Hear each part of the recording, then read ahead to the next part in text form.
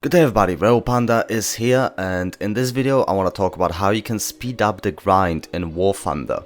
And by grind I mean the countless amount of RP and silver lions that you need to get to progress throughout the game. I'll try to make sure that I will talk more about what you can do so you don't spend too much money on the game. However, in some cases spending money might be the necessary thing to be done to be the most efficient. If you are grinding tanks, the first thing that you must do is to set up your tanks accordingly to the battle rating you are willing to play in. For example, if you have one tank that is at the battle rating of 5.0 and the rest of them are at the battle rating of 4.0, try to firstly grind other tanks from the tech tree to a higher battle rating, due to the fact that most of your tanks will be obsolete and you'll be losing more than winning. The same thing would apply to the planes in the air arcade battles and the ships in the arcade and the realistic battles.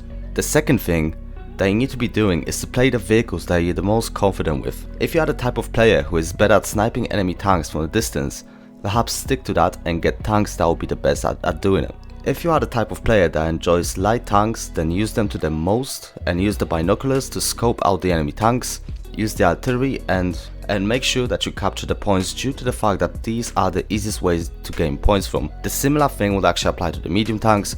However, instead of the actual, scope and the fact that you can actually scout the enemy targets, you're only gonna get the artillery, but you can still capture the points due to the fact that the medium tanks are still pretty fast. If you are playing with planes, the same thing would be applying, due to the fact that if you are more confident with bombers, then perhaps play bombers. However, if you are more confident with the interceptors or fighters and you are pretty good with destroying the enemy aircraft and ground forces, then focus on that. The main idea behind it is that if you are feeling better at doing something, then do it and get the most out of it.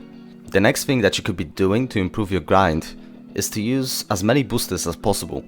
Nowadays it is a little bit more difficult to get boosters in the game, and mainly you'll be getting them from the daily rewards.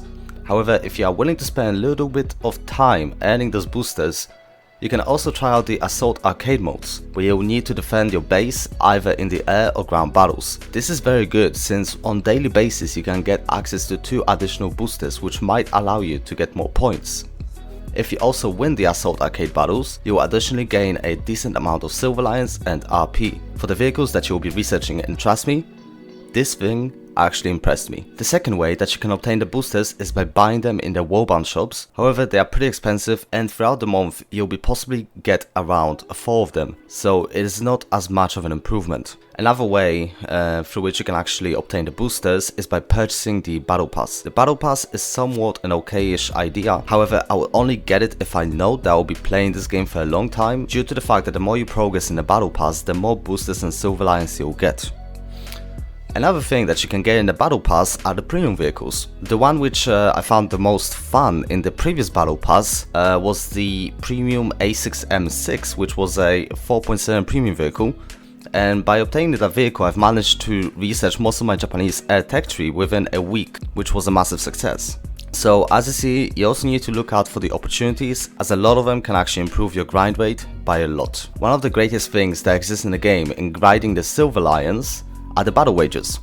For the battle wagers, I am mainly playing in the air arcade, due to the fact that it is very easy and you don't need to sweat yourself as much to reach your objective.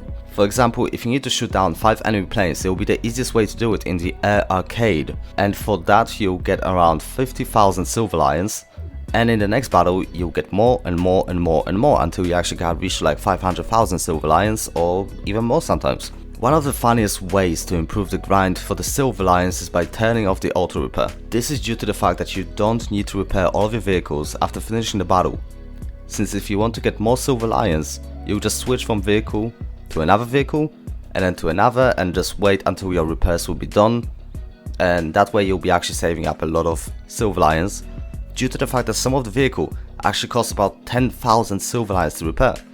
And if we actually think about, for example, B29, you'll be paying about 40,000 silver lions and you're not gonna be making that much profit of it. So I'd say B29, if you wanna make silver lions, is basically 1 in a month chance in that plane. And obviously, the last but not the least, the premium account. A premium account can be very beneficial for the people who want to grind something fast, due to the fact that all of the results almost double, meaning that you'll spend half the time grinding, and if you actually use all of the stuff that I just spoke about before, you'll be spending a third of the time. And yes, premium accounts can be very expensive, especially if you buy them on a monthly basis for the whole year. However, you can get it on the sale where you can spend £20 for half a year, or if you can take part in crafting events, then you can actually sell parts for the Gungeon points and then purchase the premium account through there. That is because one Gungeon point is worth about $1, meaning that if you actually make 20 Gungeon points, you can actually buy half a year of premium for free. Anyways, I hope that you had enjoyed this video, and I'll be also talking about all of those things separately in different videos, just to make sure that you get it in a proper way, and you know, each video will be specified for a certain topic. And now please enjoy the rest of the video with lots of different videos from War Thunder and Rebel Panda signing out. Thank you for watching, bye.